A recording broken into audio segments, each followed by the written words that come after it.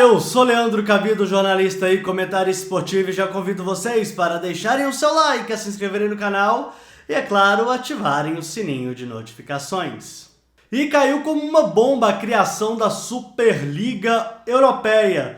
12 grandes clubes do futebol do velho continente fundaram essa nova liga que vai aí definir quais são os novos parâmetros do futebol europeu. E pode até, de um certo ponto, parecer exagerado a minha fala, mas a verdade é que os grandes clubes do futebol europeu fazem parte desta liga, né? Eu tô falando aqui do Big Six da Inglaterra, que seriam Chelsea, Tottenham e Arsenal, né? As três equipes de Londres, mais os dois Manchesters, né? O City e o United, além do Liverpool. As três maiores equipes da Itália, a Inter, o Milan e também a Juventus. E fechando com as três maiores equipes da Espanha, Barcelona, Real Madrid e Atlético de Madrid. As equipes alemãs, a princípio, não querem participar desta nova festa, e também algumas equipes de Portugal. Bom, mas a princípio, o que essa nova Superliga traz? Traz um impacto muito forte, já que é a abertura de uma concorrência direta com a Liga dos Campeões da Europa, que é de fato a grande menina dos olhos de todo o clube europeu, é o maior campeonato de futebol do mundo, é onde desfilam os melhores jogadores do futebol mundial. Mas com a criação da Superliga Europeia, de fato, estes jogadores vão estar nessa Superliga. Tirando os jogadores do Bayern e também do PSG que não estão nesses clubes fundadores da Superliga, o resto vai estar lá, né? Eu tô falando dos campeões do Liverpool, tô falando do Harry Kane do Tottenham, tô falando de Lionel Messi, tô falando de Cristiano Ronaldo, tô falando de Karim Benzema, tô falando de Toni Kroos. Então, são os melhores jogadores do mundo, de fato, que estarão lá. É difícil chegar num consenso com relação a essa questão da competitividade, né? Bom, mas qual que é o meu posicionamento em relação a isso? No fim, eu sou contra. Eu acho que o futebol ele precisa da esportividade. Não é você fundar, simplesmente pegar os melhores times da Europa, fazer uma panelinha e criar uma competição só porque você está em desacordo com a UEFA. E, na verdade, a criação da Superliga ela acontece em detrimento à UEFA.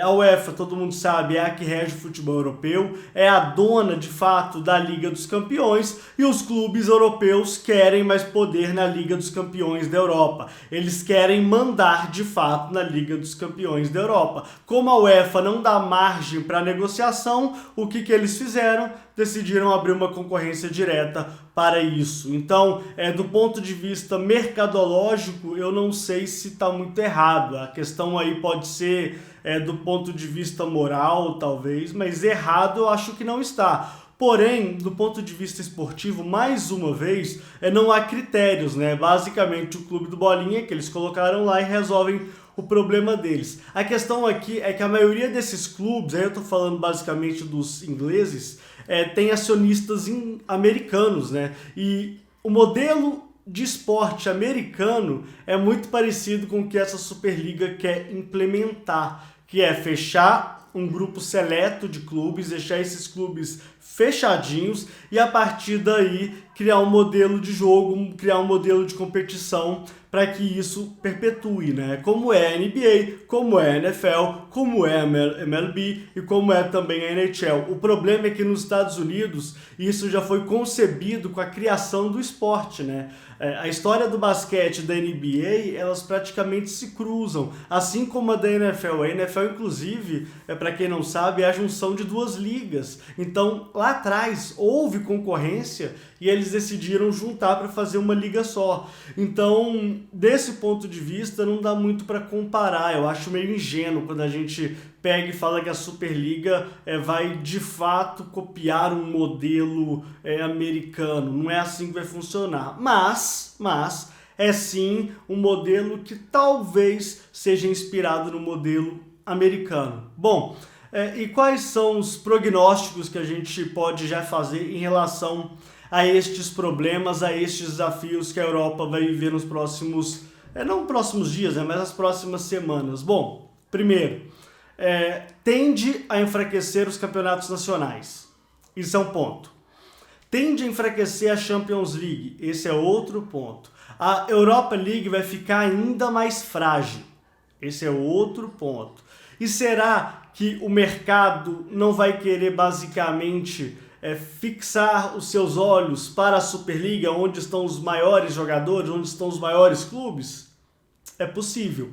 E isso caiu, de fato, como eu falei no início do vídeo, com uma bomba na UEFA, né?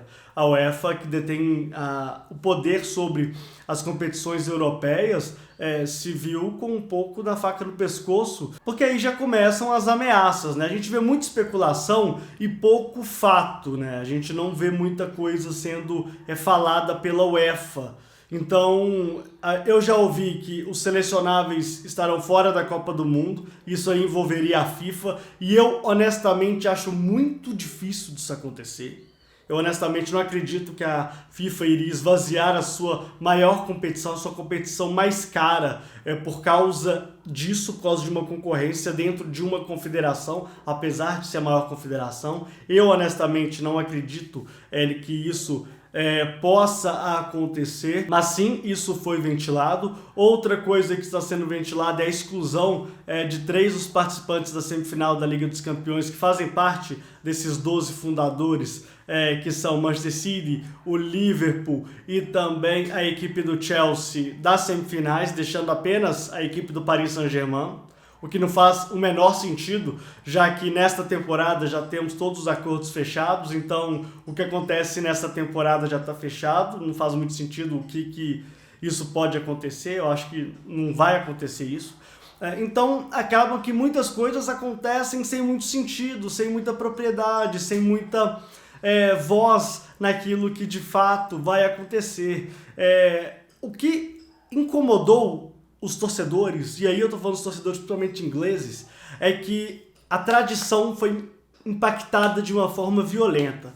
Porque na Inglaterra a gente sabe que o futebol começa lá na 8ª divisão, existem os clubes que estão na 1ª divisão há muito tempo, alguns caíram, subiram, participaram da 3ª até da 4ª divisão, subiram para a 1ª divisão, então a meritocracia é algo fundamental que existe dentro do futebol, dentro do esporte.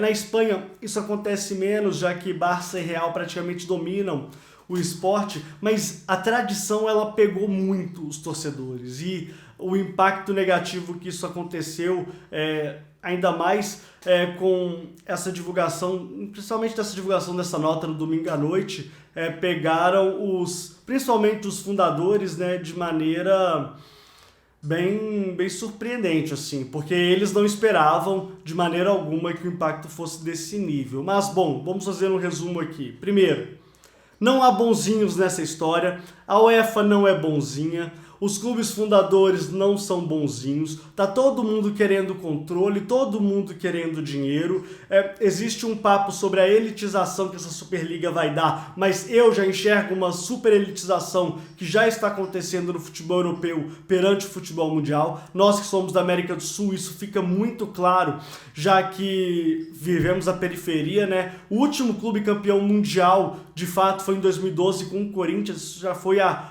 8 anos praticamente, né? Tivemos 8 campeões europeus em sequência depois disso. Na Champions League, dos últimos 10 anos, apenas 3 federações, 3 países foram campeões. Então já estamos vivendo aqui um período de elitização do futebol mundial, né?